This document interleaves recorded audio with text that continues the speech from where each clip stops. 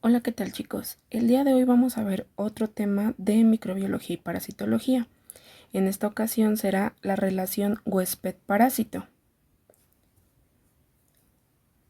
De inicio, pues las interacciones biológicas son todas aquellas relaciones entre los organismos de una comunidad dentro de un ecosistema. En un ecosistema no existen organismos totalmente aislados, es decir, no hay organismos que no convivan o que no necesiten de otro organismo para poder sobrevivir, para reproducirse y para llevar a cabo su ciclo vital. Entonces, siempre dentro de todos los ecosistemas, todos los organismos deben de tener convivencia con los demás para poder subsistir. Las relaciones que existen entre las especies pueden ser muy diversas. Entre la misma especie se les conoce como intraespecíficas y entre distintas especies como interespecíficas. Tenemos primero las relaciones intraespecíficas, que decíamos que son interacciones entre individuos de la misma especie. En algunos casos, estas interacciones pueden llegar a ser permanentes y en otros casos van a ser temporales, según la necesidad de relación entre organismos. Pueden ser llamadas sociedades o colonias, según el tipo de organismo. Entre las interacciones intraespecíficas podemos encontrar, por ejemplo, las bacterias, por la capacidad que tienen para formar colonias, que es lo que vemos aquí en la imagen. En esas pequeñas muestras podemos observar que hay muchas bacterias juntas. Bueno, pues esa aglomeración de bacterias son interacciones de tipo intraespecíficas. Son interacciones de microorganismos que son de una misma especie. Todos son bacterias y están trabajando juntos, están interactuando juntos. Por otro lado, tendríamos las interespecíficas, que en este caso, bueno, pues son interacciones entre individuos de diferentes especies. También se le conoce como simbiosis a las relaciones interespecíficas. Este tipo de relación va a influir en la supervivencia de las especies que la integran y puede ser de tres tipos. Mutualismo, que es cuando dos organismos se benefician y mejoran su aptitud biológica. O sea, los dos organismos que están interactuando tienen beneficio y además va a haber una mejora en sus capacidades para sobrevivir, por ejemplo. El comensalismo es cuando el comensal o uno de los organismos se alimenta de los restos alimenticios del otro o simplemente de los restos del otro. Y el parasitismo es cuando una especie se beneficia y la otra es perjudicada. Aquí existe de dos tipos: los endoparásitos, que son organismos que viven dentro de otro organismo, por ejemplo, las amebas, las solitarias que viven muchas veces en los intestinos de los individuos. Son parásitos que se están alimentando y que se están sirviendo del individuo, perjudicándolo también. Y el ectoparásito, un ejemplo claro, pues son los piojitos. Los piojos son un tipo de parásito externo. Sí se está alimentando del organismo del individuo, pero no de forma interna, sino de forma externa. Ahora bien, en estas imágenes podemos observar lo que les comentaba. Las primeras imágenes son referentes al mutualismo. Aquí tenemos de ejemplo una bacteria que se llama Escherichia coli o E. coli. El E. coli es una bacteria que de manera normal vive en los intestinos de los seres humanos. Su función principal es sintetizar la vitamina K. Por lo tanto, tiene interacción, son individuos de especies diferentes, uno es bacteria, otro es mamífero, pero al final ambos están beneficiando. Nosotros individuos nos beneficiamos al momento de que esta bacteria sintetiza la vitamina y la bacteria se beneficia al poder estar dentro de nuestro cuerpo trabajando y alimentándose del mismo. Ahora, en el ejemplo del comensalismo tenemos, aquí les puse yo a las águilas.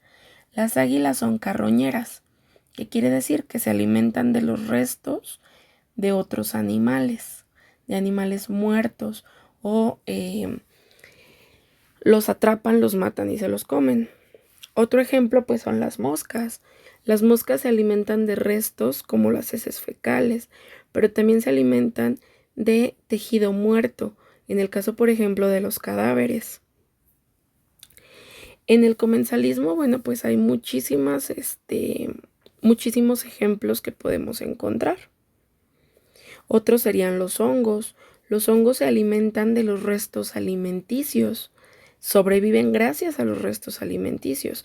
Ejemplo, un alimento que se echa a perder, se le forman hongos y los hongos se están alimentando de ese alimento en descomposición.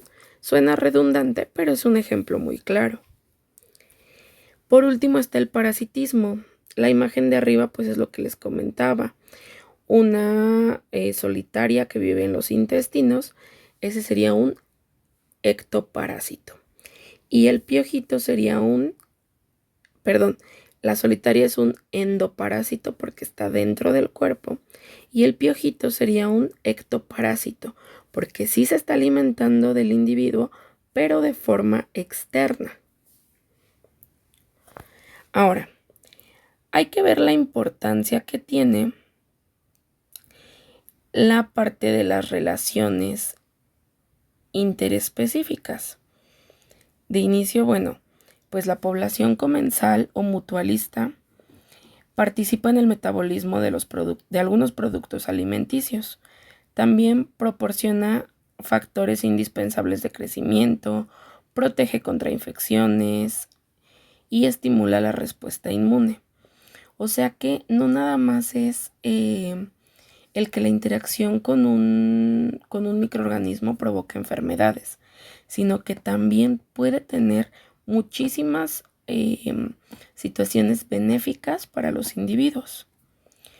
Cuando hay ausencia de los microorganismos, o si existiera la ausencia de los microorganismos, sería imposible la vida como la conocemos, porque entonces no habría tanto avance, no habría tanta diversidad como la hay en la actualidad.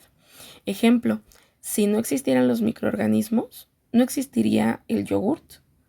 Nuestro sistema inmune siempre estaría débil. ¿Por qué? Porque no habría nada que provocara generar anticuerpos o generar defensas. Entonces seríamos personas más débiles. Ahora, vamos a ver dentro de este tema de la relación huésped-parásito una palabra muy importante que es la palabra microbiota. Tómenlo en cuenta, por favor, chicos, porque es muy probable que esto venga en su evaluación. Tenemos que saber que la microbiota es el conjunto de organismos vivos que establecen una relación simbiótica en nuestro organismo y que cumplen diversas funciones para la salud. O sea que la microbiota es la flora normal o las bacterias buenas que viven dentro de nosotros. También se considera como el conjunto de cientos de miles de millones de microorganismos que están principalmente en la piel, en las mucosas y que se encuentran en constante cambio según la edad, la dieta, estado de salud y la higiene de los individuos. Vamos a ver entonces que existen dos tipos también de microbiota. Pero antes de eso debemos de ver las zonas donde encontramos bacterias buenas. En el interior o sobre la superficie del cuerpo, pues está en continuo cambio esta flora normal o esta microbiota. Vamos a ver qué encontramos en la piel principalmente, en los dientes, en la faringe, en la nariz, en la boca, en los pulmones, en las mucosas de la uretra y la vagina, en la ingle y el periné y en los pies. Podemos ver que existen muchísimos tipos de bacterias que seguramente ustedes identifican porque causan enfermedad, pero que forman parte también de la flora normal del cuerpo. Ejemplo, en la faringe está el Streptococcus pneumoniae. Este estreptococo se encuentra, digamos que la bacteria está trabajando, pero no está colonizando. Si llegara a suceder una situación en la que entren cantidades más altas de este estreptococo a nuestro cuerpo, ahora sí va a aparecer una infección, pero mientras se controle la cantidad de bacteria, no tiene por qué generar una enfermedad. Lo mismo el estafilococo dorado. Este es causante de muchísimas enfermedades respiratorias. Sin embargo, está en la microbiota normal de la nariz, pero se encuentra sin colonizar. Si en algún momento convivimos con alguien que tiene una infección respiratoria, tose y entonces nosotros aspiramos esas gotitas, pues ahora ya va a haber más de esta bacteria y ahora sí se generarán las infecciones. Entonces, estas son las bacterias que normalmente deben de estar en nuestro organismo, pero como les comento, en cantidades pequeñas, sin llegar a causar alteraciones a nuestro sistema inmunológico y obviamente a nuestros órganos. Ahora, les voy a poner aquí un ejemplo de la parte de cómo es que se generan las bacterias. Cuando estamos en la etapa de la gestación, antes de ser un individuo, cuando somos todavía fetos, bueno, pues los fetos están en un lugar estéril. No conviven con la microbiota de mamá, porque están en un saco, están aislados de los demás órganos. Entonces, digamos que están estériles. Pero al momento de que nace este pequeño, se expone a microorganismos de la mucosa vaginal, de los tejidos de la piel y del entorno en el que está, del ambiente donde está naciendo.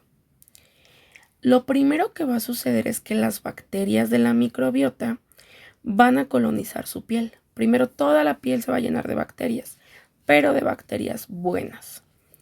Luego se va a colonizar la orofaringe, luego los intestinos y luego las mucosas.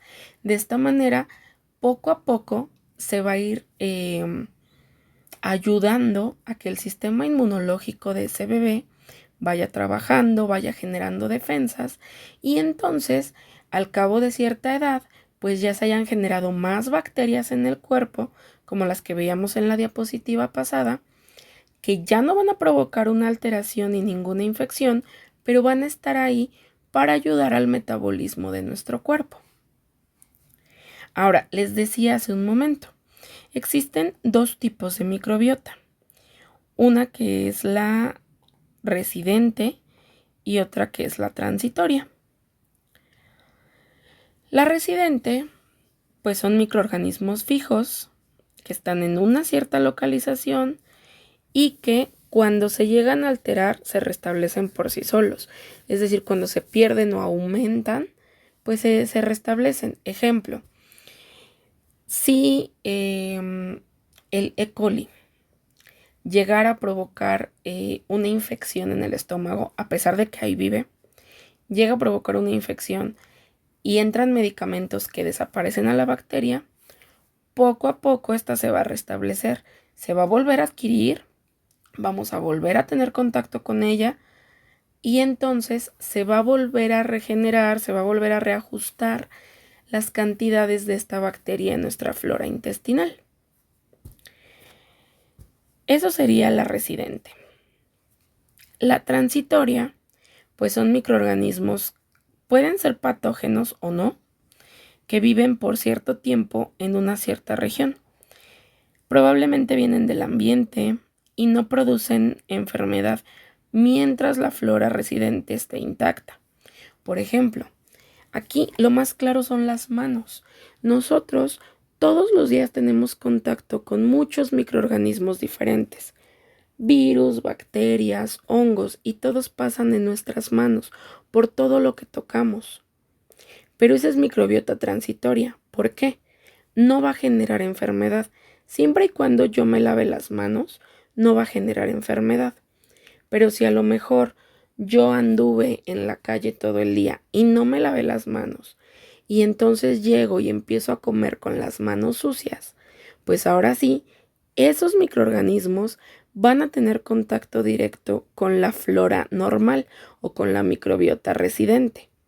Se van a alterar las bacterias que estén en mi cuerpo y aparecerá la enfermedad.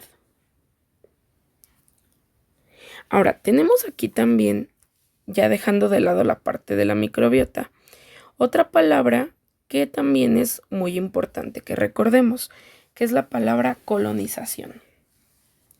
Nos dice aquí que es la acción por la cual un microorganismo se multiplica en la superficie o en el interior de un huésped. Se le considera la primera etapa para establecer una relación simbiótica. O sea, es cuando un microorganismo se está multiplicando dentro de nosotros y es donde se puede dar una relación ya sea de mutualismo, de comensalismo o, peor, de parasitismo. Los microorganismos que colonizan a los seres humanos, ya sea de forma transitoria o permanente, no deberían de intervenir en las funciones normales del cuerpo. Pero si hablamos de un agente patógeno, claro que va a intervenir y puede llegar a provocar daños irreversibles en los órganos, según la cantidad de bacteria o de hongo o de virus que esté en nuestro cuerpo. La infección,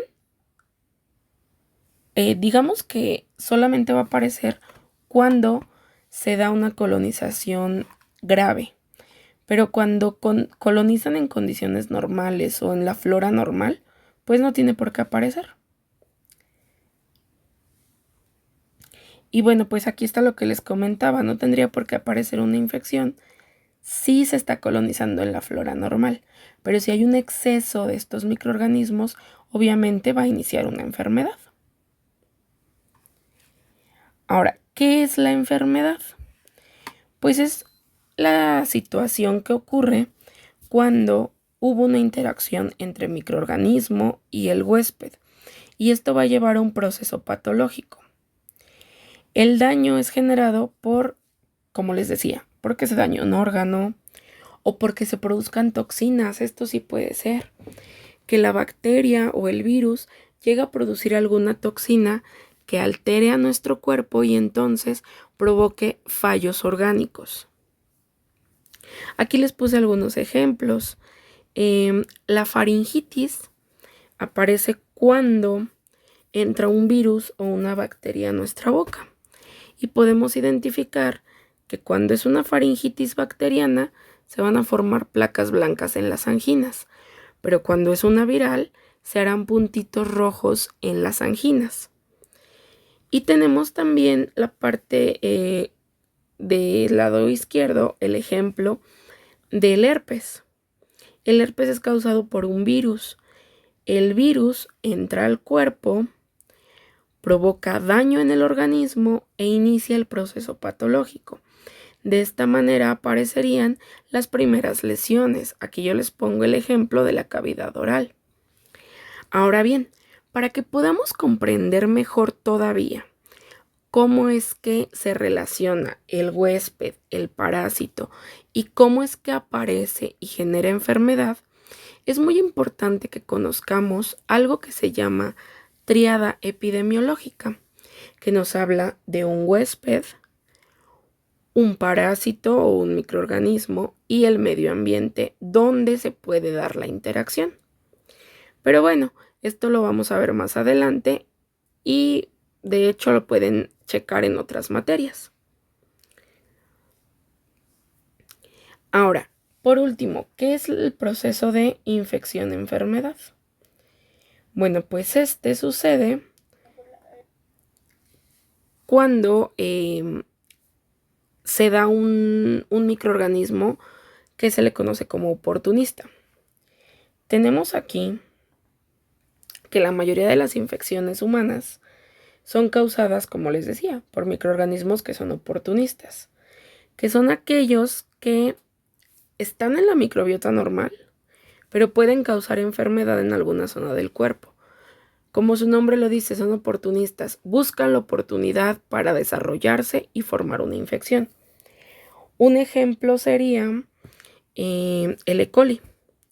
El E. coli decíamos que está en el tracto intestinal, intestino grueso, intestino delgado. Pero aquí les pongo el ejemplo en el caso de las mujeres.